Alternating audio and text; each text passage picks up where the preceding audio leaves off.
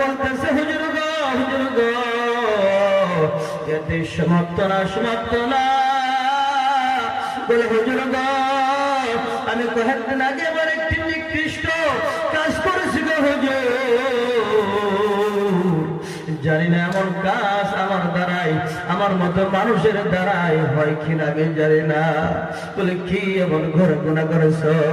বলতে হুজুর গো এই কয়েকদিন আগে আমার জায়গার মধ্যে আমার শহরের মধ্যে একজন সুন্দর যুবতী মেয়ে মারা যায়।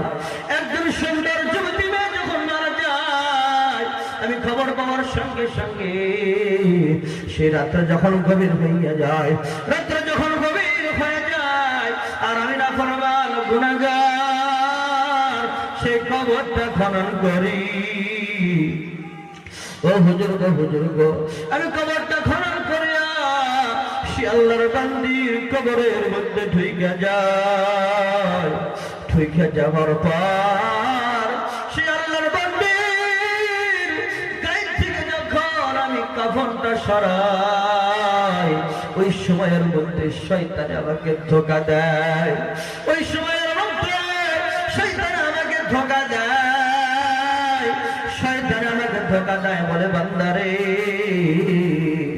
এই জায়গার মধ্যে আর কেউ নাই, রাত্র গভীর হয়ে গেছে, অন্ধকার, সব মানুষ ঘুমাইয়া গেছে রে বান্দা।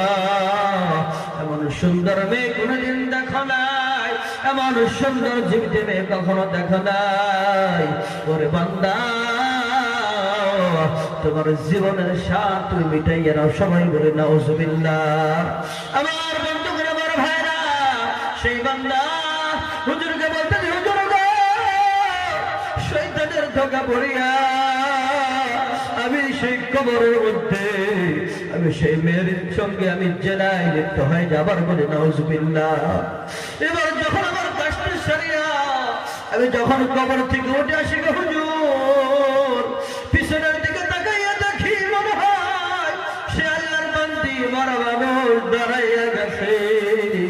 মরা মানুষ যখন দাঁড়াইয়া গেছে মনে হইল সে আল্লাহর বান্দি আমার দিকে তাকাইয়া বলতেছে ও আল্লাহর বান্দা এত নিকৃষ্ট কাজ তুমি আমার সাথে করতে পারলে? আমি একজন মরা মানুষ, আমাকে এতগুলো লাশের সম্মুখে আমাকে বেজ্জতি করলা রে বান্দা। বান্দা তার কিন্তু ভালো হবে না।